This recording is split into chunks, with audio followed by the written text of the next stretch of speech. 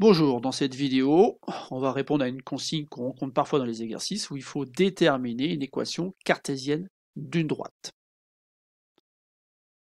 Une petite propriété pour commencer, donc tout droite du plan admet une équation de la forme ax plus by plus c égale 0, où au moins l'un des deux nombres a ou b n'est pas nul. Cette équation est appelée équation cartésienne de la droite D, et c'est justement ce qu'on va devoir déterminer dans l'exercice que je vais proposer juste après. Néanmoins, pour répondre à cet exercice, il faut avoir en tête que le vecteur U de coordonnées moins BA, en fait, c'est un vecteur directeur de cette droite. Et donc, avec ce vecteur directeur, on va peut-être pouvoir déterminer une partie de cette équation cartésienne. L'exercice qu'on va traiter est le suivant. Dans chaque cas, déterminer une équation cartésienne de la droite. Bon, droite D1 ayant pour vecteur directeur le vecteur U de coordonnées moins 1, 2 et passant par le point A de coordonnées 5, moins 3. Et dans un second temps, on regardera la droite D2 qui, elle, passe par les points C et D. Donc je vous conseille d'essayer de répondre à cette consigne, qui est de déterminer une équation cartésienne de droite, dans les deux cas, d'appuyer sur pause et de lire la suite de la vidéo qu'après. Petit a, D1 a pour vecteur directeur le vecteur U de coordonnées moins 1, 2. Bon, ce vecteur-là, il va m'aider pour déterminer une équation cartésienne de la droite D1. Pourquoi? Parce que, une nouvelle fois, le vecteur U, je peux l'écrire comme étant le vecteur de coordonnées moins BA, où A correspond au coefficient qui multiplie X, B, le coefficient qui multiplie Y, plus le nombre C qui fait que ça fait égal 0, et donc ça nous donne mon équation cartésienne. Donc ici, A, je peux lui attribuer la valeur 2, et là, moins 1, ça correspond à la valeur moins B. Bon, si moins 1 correspond à la valeur moins B, ça veut dire que B vaut 1. Et du coup, je peux écrire une équation de la forme 2x plus y plus un nombre petit c égale 0, donc avec un nombre c qui appartient à R et qu'il faut déterminer. Alors, je vais me rappeler tout simplement que la droite passe par le point A de coordonnées 5, moins 3. Autrement dit, les coordonnées du point A vérifient cette équation cartésienne. Ça devient donc 2 fois XA plus YA plus C égale 0, ce qui fait 2 fois 5 plus moins 3 plus le nombre C qui égale 0. Bon, ça va assez vite, 10 moins 3 plus C égale 0. 7 plus C égale 0, et je trouve que C égale moins 7. C'est gagné, on a notre équation cartésienne. Ça veut dire qu'en fait, la droite D1 admet pour équation cartésienne 2x plus y moins 7 égale 0.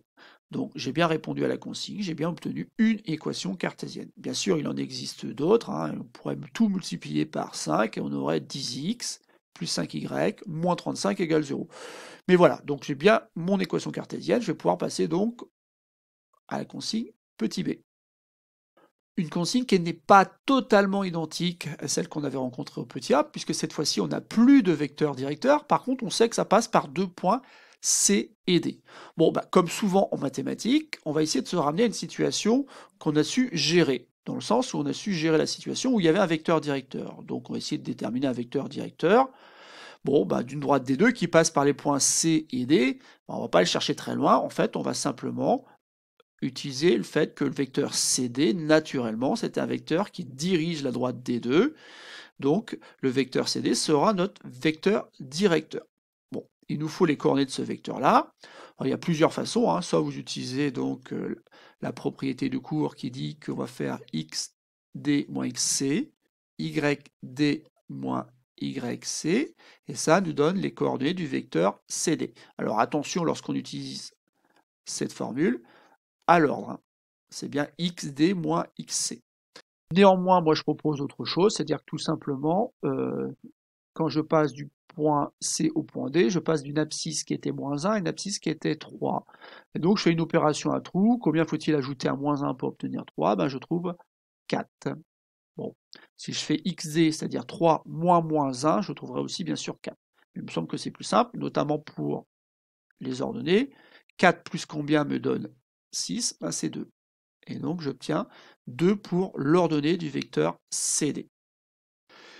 Et maintenant, je peux utiliser le même raisonnement qu'au petit a, puisque finalement j'ai un vecteur directeur, et je sais que ça passe par les points C et D. J'ai même 2 points en fait ici, alors que tout à l'heure j'en avais qu'un. Donc je peux dire que la droite D2 va admettre une équation cartésienne de la forme A, je vais prendre 2,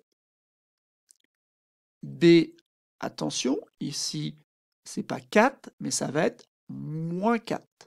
Bah oui, si moins B est égal à 4, B, en multipliant par moins 1 de deux côtés par exemple, ça fait moins 4. Donc attention ici, ça fait bien 2x moins 4y plus un nombre petit c qui fait que c'est égal à 0.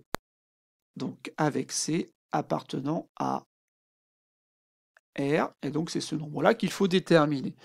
Bon, comment on le détermine? Avec le même raisonnement que tout à l'heure, la droite D2, elle passe par le point C. C appartient à la droite D2, et comme ce point appartient à la droite D2, les coordonnées du point C vérifient cette équation cartésienne.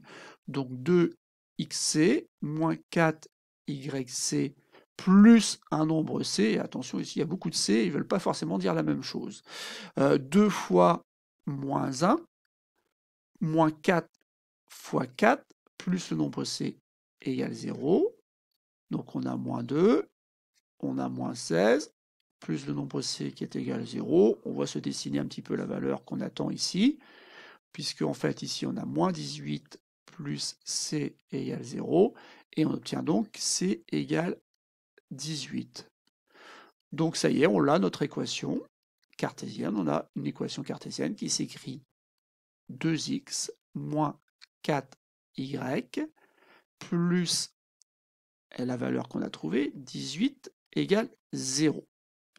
L'exercice est terminé, néanmoins il n'est pas inutile de vérifier qu'on n'a pas commis une erreur, et c'est assez facile ici parce qu'on a un point D qui lui aussi bien sûr appartient à la droite D2, donc ces coordonnées doivent vérifier cette équation cartésienne qu'on a trouvée.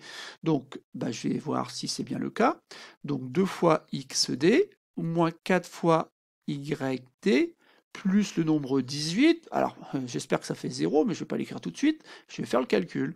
Donc ça fait 2 fois 3, moins 4 fois 6, plus 18. Donc ici, j'ai 6, là j'ai moins 24, plus 18, 6 et 18, 24, j'enlève 24, ça fait 0. Ouais, c'est bon, le point D appartient bien à la droite d'équation 2x moins 4y plus 18 égale 0. C'est rassurant parce que la droite D2, c'est quand même aussi la droite CD, il vaut mieux qu'elle passe par le point D. Donc voilà, c'est une petite vérification qui ne prend pas énormément de temps et qui donne un petit peu de sens au travail qu'on a effectué juste avant.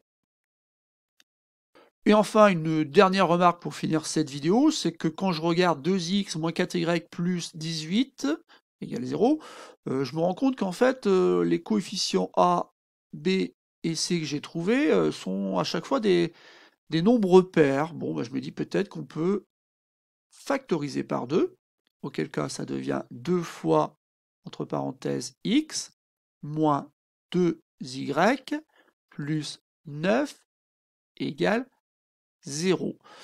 Bon, là j'ai un produit qui est nul, sauf que l'un des facteurs est clairement différent de 0, 2 ça peut pas être égal à 0, et ça équivaut finalement à écrire que x moins 2y plus 9 égale 0.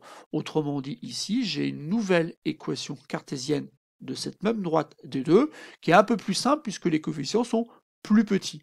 Alors ce que j'ai fait là peut être utile si on avait trouvé quelque chose d'un peu compliqué. On peut imaginer ici 2000, j'exagère un petit peu, mais moins 4000 et ici 18 000 quoi. Donc là c'est un peu gênant de traîner ces nombres assez grands. On aurait pu factoriser par 1000 ou même par 2000 pour obtenir une équation qui aurait été celle que je viens d'écrire ici. Donc voilà, c'est tout pour cette petite vidéo. Il serait bon d'essayer de votre côté, de voir si vous avez bien compris en reprenant d'autres valeurs pour les coordonnées, par exemple des points C et D, et en vérifiant que ça fonctionne bien avec les petites remarques que j'ai utilisées.